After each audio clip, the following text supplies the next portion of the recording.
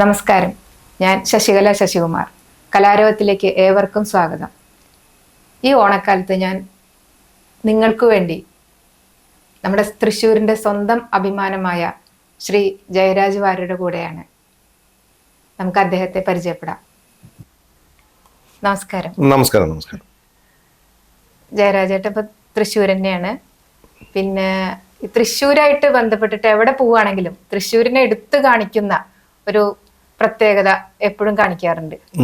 പിന്നെ തൃശ്ശൂരല്ലേ നമ്മുടെ സ്ഥലം. മാത്രമല്ല തൃശ്ശൂർ നമ്മുടെ ഒരു ജന്മസ്ഥലം എന്ന് മാത്രമല്ല, തൃശ്ശൂർ സാംസ്കാരിക നഗരമാണ്.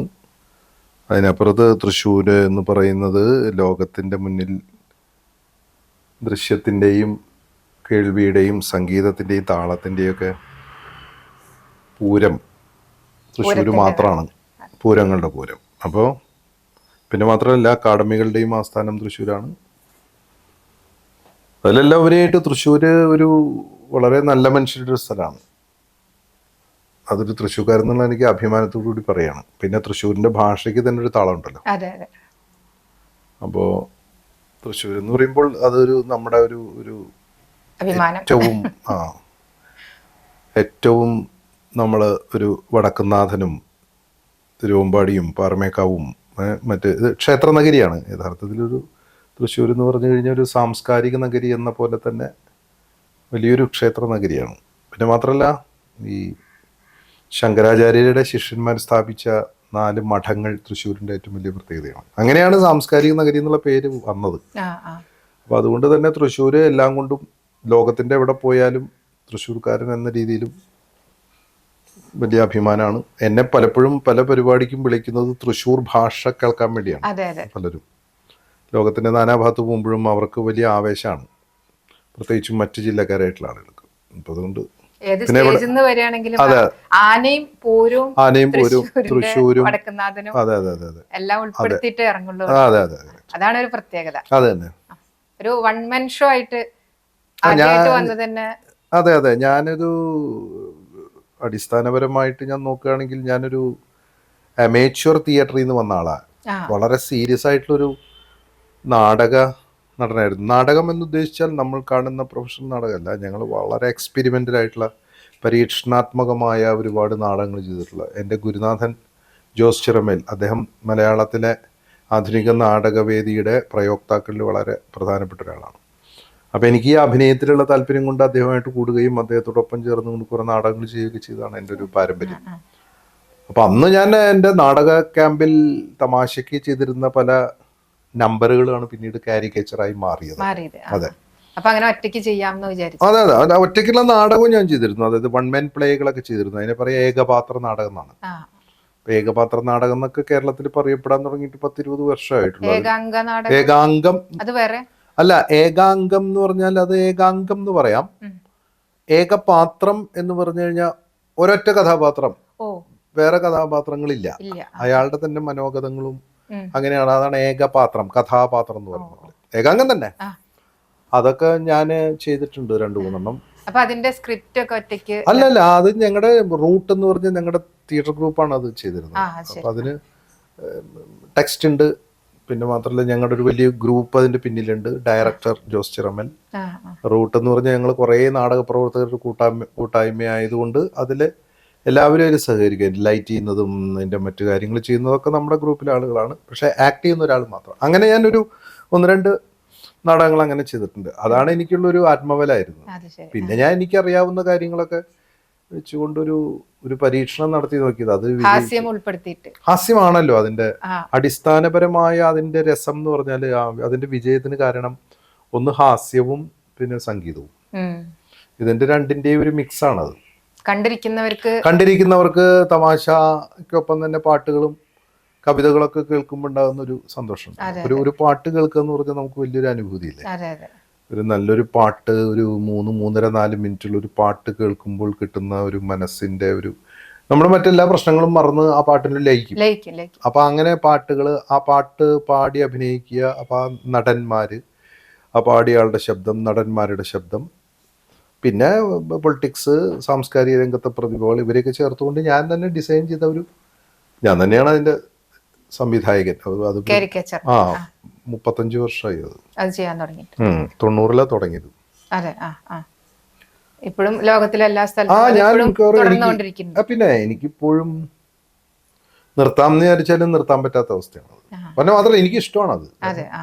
നമ്മൾ ഈ പെർഫോമൻസ് നടത്തുമ്പോൾ നമുക്ക് വേറൊരു എനർജി കിട്ടും.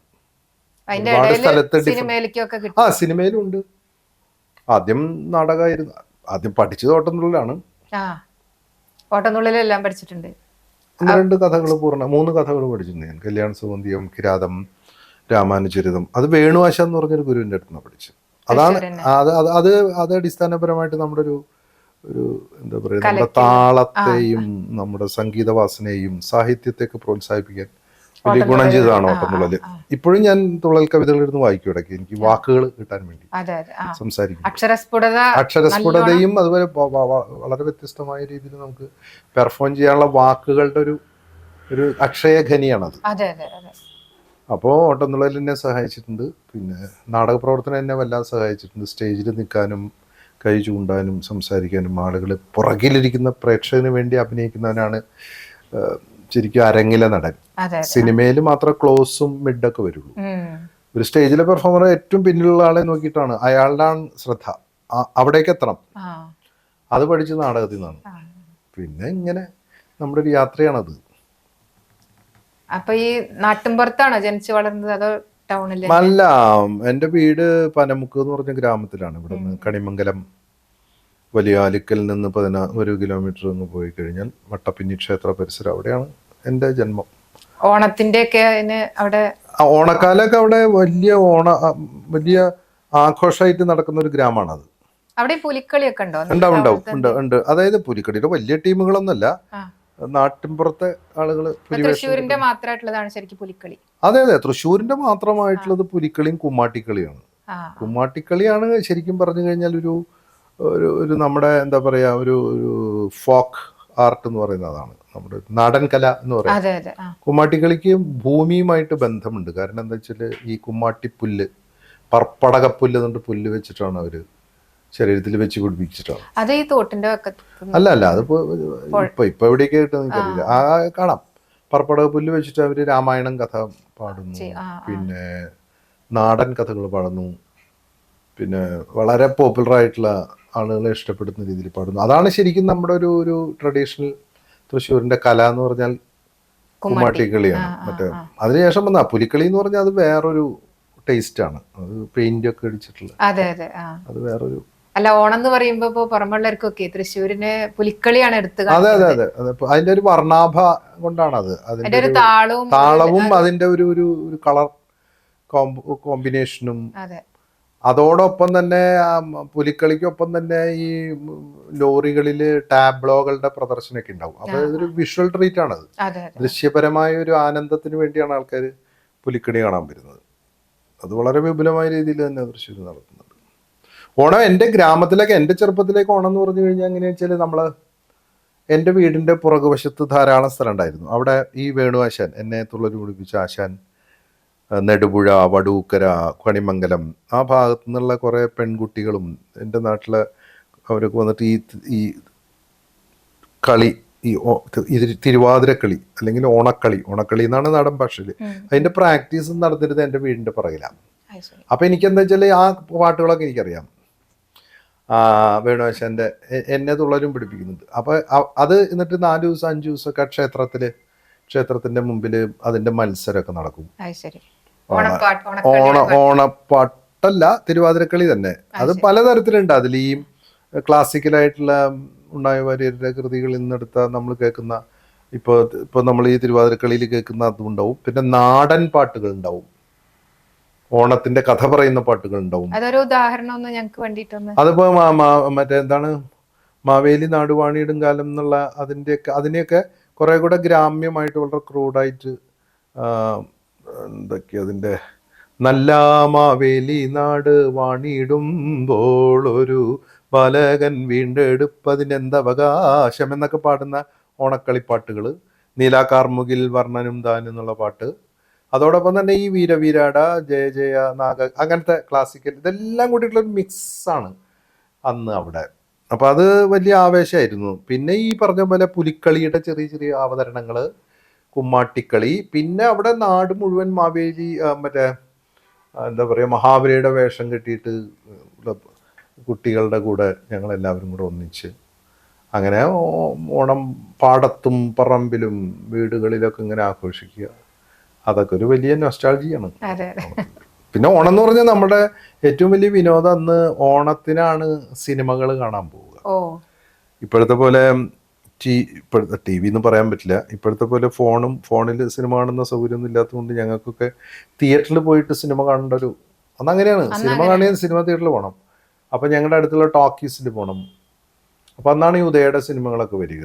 അതൊക്കെ കാണാൻ പോവുക, അതിലെ പാട്ട് പഠിക്കുക, അതൊക്കെ ഒരു വലിയ ആനന്ദമാണ്. ഓണം വെക്കേഷൻ എന്ന് പറഞ്ഞാൽ ഓണം വെക്കേഷൻ അങ്ങനെയാണ്. ഇന്നത്തെ പോലെ ടൂർ പോലോ ഒന്നുമല്ല. പിന്നെ ഓണം എന്ന് പറഞ്ഞു കഴിഞ്ഞാൽ ഇന്നത്തെ പോലെ പുറത്തുനിന്ന് വരുന്ന ഭക്ഷണങ്ങളൊന്നും ആയിരുന്നില്ല. വീട്ടില് തന്നെ അതിൻ്റെയൊക്കെ ഒരു ആഘോഷം ഒരു ഓണത്തിന് 2-3 ദിവസം മുമ്പേ ആരംഭിക്കും. കാളൻ വെക്കലും, പുളിയിഞ്ചി ഉണ്ടാക്കുക, പിന്നെ മറ്റേ ഇതില്ലേ നമ്മുടെ നാരങ്ങ. അതെ അതെ അതെ അതെ, അത് ഭയങ്കര ടേസ്റ്റിയസ്റ്റ്. പിന്നെ അട, പിന്നെ പഴന്നുറുക്കൊക്കെ അത് 2-3 കൊല ഉണ്ടാവും. അത് പിന്നെ പലരും കൊണ്ടുവന്ന് തരും. അങ്ങനെയൊക്കെ ആയിരുന്നു. അതൊരു കാലായിരുന്നു.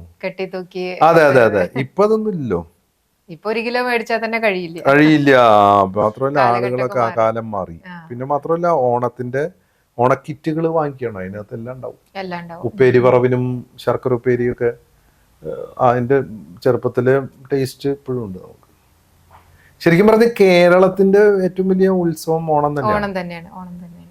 എന്നാലും ഓണം എന്ന് പറയുന്നത് ഒരു വാണിജ്യോത്സവവും വ്യാപാരോത്സവമാണ് യഥാർത്ഥത്തില്. സാധാരണക്കാർക്ക് ഒരു കച്ചവടം നടത്തുന്നവർക്കൊക്കെ ഓണം ഇല്ലെങ്കിൽ ഭയങ്കര ബുദ്ധിമുട്ടാണ്. അതായത് ഈ കോവിഡ് വന്നപ്പോഴാണ് അത് അറിഞ്ഞത്. കാരണം എന്ന് വെച്ചാല് ഓണത്തിനാണ് ഏറ്റവും കൂടുതൽ റവന്യൂ, പൈസ വരുന്നതും പൈസ ചെലവാക്കുന്നതും. അപ്പോൾ 2 വർഷം നമുക്കത് ആഘോഷിക്കാൻ സാധിക്കാതിരുന്നപ്പോഴാണ് നമ്മൾ മനസ്സിലാക്കിയത്. ഞങ്ങളെപ്പോലത്തെ കലാകാരന്മാർക്കും ഓണക്കാലം ഒരു വലിയ കാലമാണ്. കാരണം അത്തം മുതൽ മിക്കവാറും ഓണം കഴിഞ്ഞൊരു 4 ഓണം വരെയുള്ള സമയത്തൊക്കെ പരിപാടികളും പിന്നെ ഈ ചാനലുകളിലെ ഷോകളൊക്കെ വരുന്നത് ആ സമയത്താണ്. അപ്പൊ അതുകൊണ്ട് ഓണം ഒരു ദേശീയോത്സവമാണ്. ഓണത്തിന്റെ പുരാവൃത്തങ്ങളോ അതിൻ്റെയൊക്കെ അപ്പുറത്ത് മാറ്റി നിർത്തി കഴിഞ്ഞാൽ അതൊരു വ്യാപാരത്തിന്റെയും വാണിജ്യത്തിന്റെയും ഉത്സവം കൂടിയാണ്. ഓണത്തിനാണ് പണ്ട് കാലത്ത് ഡ്രസ്സ് എടുക്കുക. ഓണത്തിന് ഡ്രസ്സ് എടുത്തു കഴിഞ്ഞാൽ പിന്നെ വിഷുവിനെ എടുക്കുള്ളൂ. ഇന്നത്തെ പോലെ ആർഭാടങ്ങളില്ല, ഇത്രയധികം തുണിക്കടകളില്ല. അപ്പം അതുകൊണ്ട് ഓണം വരാൻ കാത്തിരിക്കുന്ന പുതുവസ്ത്രങ്ങൾ ഇടാനാണ്. പുതിയ ഷർട്ട്, പുതിയ ട്രൗസർ, അങ്ങനെയുള്ളൊരു കാലം. പിന്നെ മുണ്ടെടുക്കാൻ തുടങ്ങിയപ്പോൾ പുതിയ മുണ്ട്, ഓണക്കോടി, ഓണത്തിന് ആളുകൾ ഓണപ്പുടവ തരുന്നത്, നമ്മൾ കൊടുക്കുന്നത്, അതൊക്കെ. അപ്പോൾ ഓണം ഒരു മലയാളിയെ സംബന്ധിച്ചിടത്തോളം ഏറ്റവും പ്രധാനപ്പെട്ട ദേശീയോത്സവവും വ്യാപാരോത്സവവും കാർഷികോത്സവവും വാണിജ്യോത്സവവും സംഗീതോത്സവവും നൃത്തോത്സവവും നാടകോത്സവവും എല്ലാമാണ്. ഒരു വലിയ നൊസ്റ്റാൾജിയ തന്നെയാണ് ഓണം. ഓണായിട്ട് ബന്ധപ്പെട്ടിട്ടൊരു നാടൻ പാട്ടോ അങ്ങനെ എന്തെങ്കിലും? നാടൻ പാട്ട് ഇപ്പം മടിച്ചില്ല, ചെത്തിപ്പറിച്ചില്ല, എന്തെന്റെ മാവേലി ഓണം വന്നു, അമ്മാവൻ വന്നില്ല, ആടകൾ തന്നില്ല, എന്തെന്റെ മാവേലി ഓണം വന്നു, ചന്തയിൽ പോയില്ല, മലക്കറി വാങ്ങിയില്ല, എന്തെന്റെ മാവേലി ഓണം വന്നു, നങ്ങേലി പെണ്ണിൻ്റെ അങ്ങേരും വന്നില്ല, എന്തെന്റെ മാവേലി ഓണം വന്നു. ഇത് നമ്മുടെ കേരളത്തിൻ്റെ തെക്കൻ ജില്ലകളിൽ പാടുന്നൊരു പാട്ടാണ്. എനിക്കിപ്പോഴും ഓണം എന്ന് പറഞ്ഞാൽ ഈ ഇഷ്ടം നമ്മുടെ പ്രശസ്തങ്ങളായ പാട്ടുകളാണ്. ശ്രീകുമാരൻ നമ്പി സാറും ദക്ഷിണാമൂർത്തി സ്വാമിയും ദാസേട്ടനും നമുക്ക് നൽകിയ ഒരുപാട് പാട്ടുകളുണ്ട്. തുയിലുണരൂ തുയിലുണരൂ തുമ്പികളെ, തുമ്പപ്പൂങ്കാറ്റിലെ വീണകളെ, തിരുവോണപ്പുലരി വന്നു, തൃക്കാക്കര നട തുറന്നു,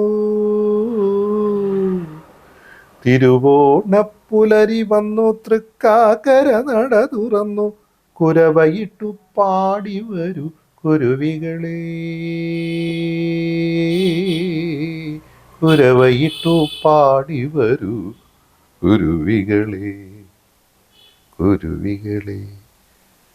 അത് എനിക്ക് വലിയ ഇഷ്ടമുള്ളൊരു ഓണപ്പാട്ടാ. തുയിലുണരു തുമ്പികളെ, തുമ്പപ്പൂങ്കാട്ടിലെ വീണകളെ എന്നാണ് അതിൻ്റെ ഷേപ്പ്. ഇങ്ങനെ തുമ്പി വന്ന് കഴിഞ്ഞിരിക്കുമ്പോൾ അതിൻ്റെ ഒരു ഷേപ്പ് വീണ പോലെ ഒക്കെ തോന്നുന്ന തമ്പിസാറിൻ്റെ വലിയൊരു ഭാവനയാണ്. ഇല്ലം നിറവല്ലം നിറവട്ടി നിറ തൊട്ടി നിറ ചിങ്ങത്തിരുവോണത്തിന് പൊൻകതിരേവാ. ഇല്ലം നിറവല്ലം നിറവട്ടി നിറ തൊട്ടി നിറ ചിങ്ങത്തിരുവോണത്തിന് പൊൻകതിരേവാ. ഇത് മുല്ലനേഴി മാഷ് എഴുതി വിദ്യാധരൻ മാഷ് ഇങ്ങോട്ടൊരു പാട്ടാണ്. അപ്പൊ ഇങ്ങനത്തെ പാട്ടുകളൊക്കെ ഞങ്ങൾ അന്നും പാടും. ഓണത്തിന് പാട്ട് മത്സരം ഉണ്ടാവും, ഈ ലളിതഗാന മത്സരം. അതിലൊക്കെ ഈ പാട്ടൊക്കെ പാടും. ഈ ഇല്ലന്നിറ വല്ലന്നിറ, അതുപോലെ ഈ നേരത്തെ പറഞ്ഞ തുയിലുണരു തുമ്പികളെ, ഓണക്കോടി ഉടുത്തു മാനം മേഘക്കസവാലെ, പിന്നെ വള്ളംകളിപ്പാട്ടുകളൊക്കെ മത്സരം ഉണ്ടാവും നമ്മുടെ അവിടെയൊക്കെ പലപ്പോഴും.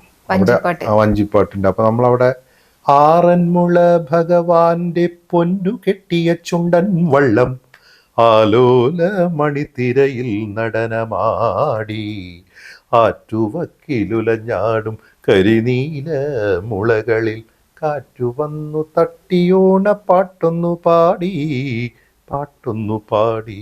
ഓ, ഇത് മോഹിനിയാട്ടം എന്നുള്ള സിനിമയിലെ പാട്ടാണ്. നമ്മുടെ ഇത് തമ്പി സാറിൻ്റെയാണ്, ദേവരായ മാസ്റ്റർ ട്യൂൺ ചെയ്ത പാട്ട്, പി ജയേന്ദ്രൻ ചേട്ടൻ പാടിയ പാട്ട്. ഇതൊക്കെ ഞങ്ങളന്ന് പാടും പല കോമ്പറ്റീഷനും പോയിട്ട് ഓണക്കാലത്ത്. വലിയ നോസ്റ്റാൾജി ഇതൊക്കെ. അന്ന് സിനിമകളിലൊക്കെ ഓണം വരുമ്പോൾ ഓണത്തിന്റെ പാട്ടുണ്ടാവും. പിന്നെ ഈ ഓണവുമായിട്ട് യാതൊരു ബന്ധമില്ലാത്ത സിനിമകളായിരിക്കും, CID പടങ്ങളൊക്കെ ആയിരിക്കും.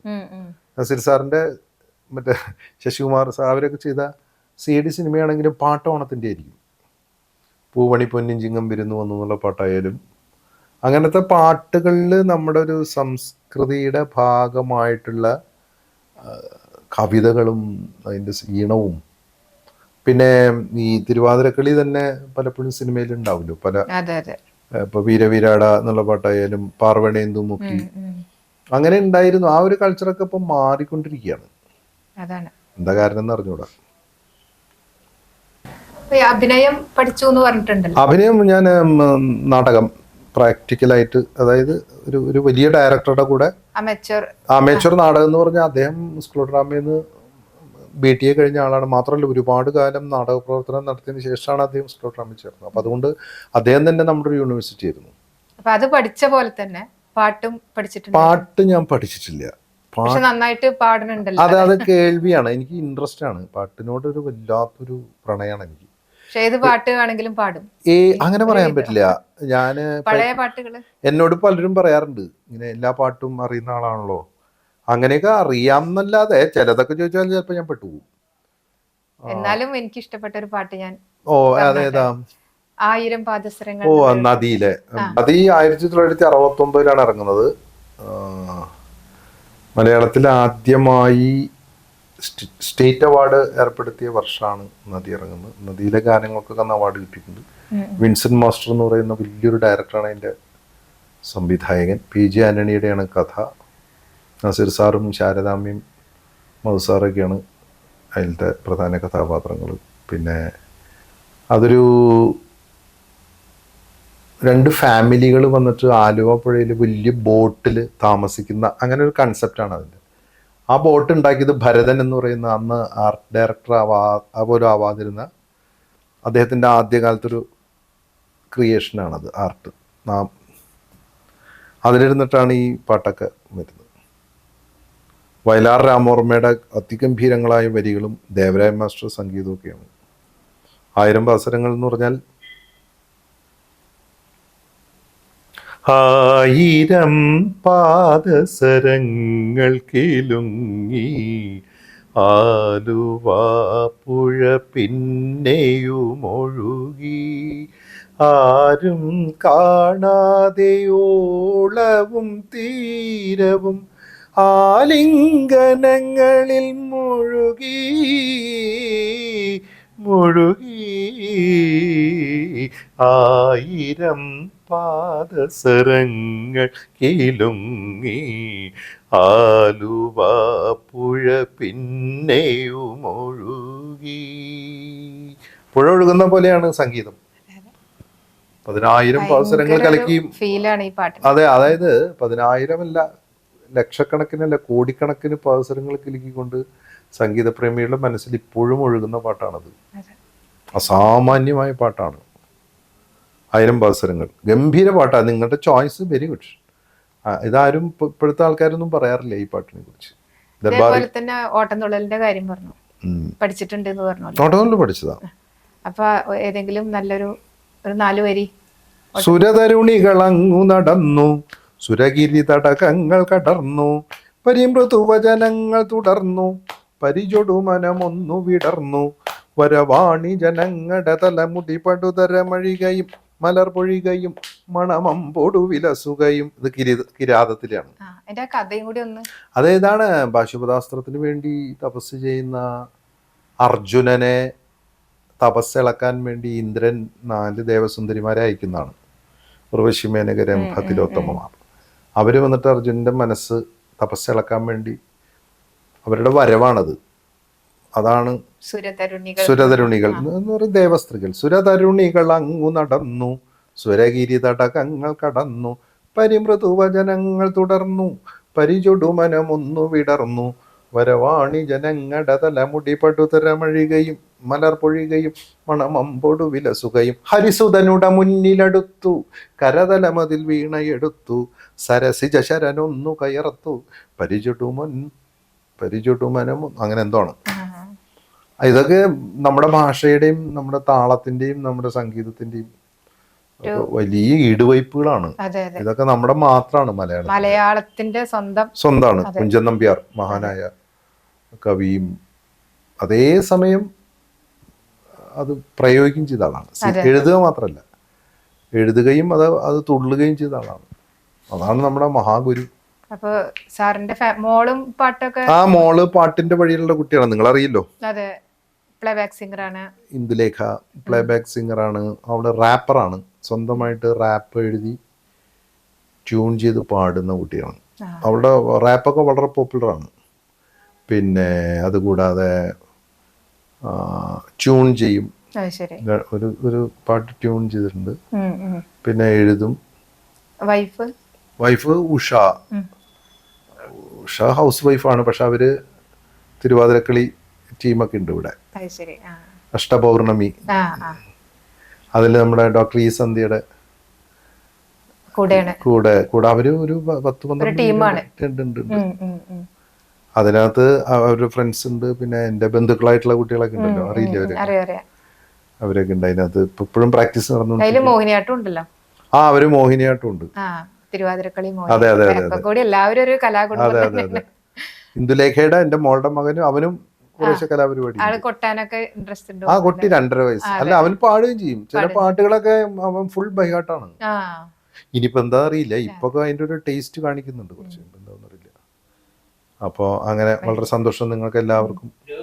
ഓണം ഒരു സത്യം പറഞ്ഞു കഴിഞ്ഞാൽ ഒരു വലിയൊരു ഒത്തുചേരലിന്റെ ആഘോഷമാണ്.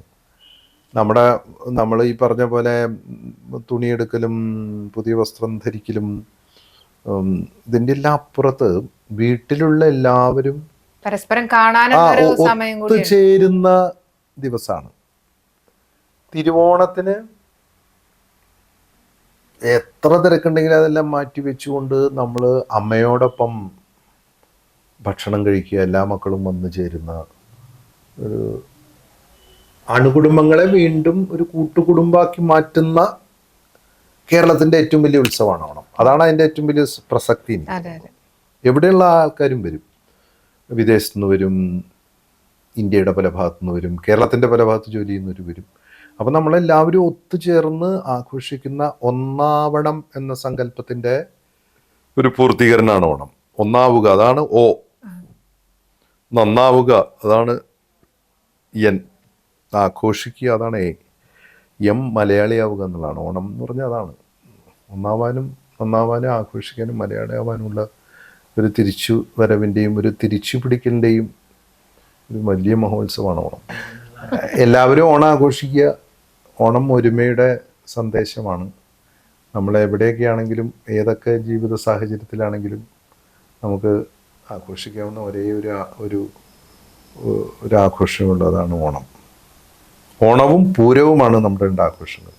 പൂരവും എനിക്ക് ഓണം പോലെ തോന്നാറ്, കാരണം പല ഭാഗത്തുനിന്ന് എല്ലാവരും വന്നു ചേരുന്ന ഒന്നാണ് പൂരം. പൂരത്തിന് വരുന്ന ഒന്നുകൂടെ ദേശവിദേശങ്ങളിൽ നിന്ന് കൂടുതൽ ആളുകൾ വരും, പക്ഷെ അതും ഒരു ഓണം പോലെ ഒരു മഹത്തായ സന്ദേശമാണ്. മാവേലി നാട് എന്നൊരു കൺസെപ്റ്റാണ്. അപ്പോൾ എല്ലാവർക്കും ഹൃദയം നിറഞ്ഞ ഓണാശംസകൾ. ഇത്രയും നേരം ഞങ്ങൾക്ക് വേണ്ടി സാറിന്റെ വിലപ്പെട്ട സമയം ചെലവാക്കിയതിന് ഒരുപാട് ഒരുപാട് നന്ദി, സ്നേഹം. താങ്ക് യു, വളരെ സന്തോഷം. All the best.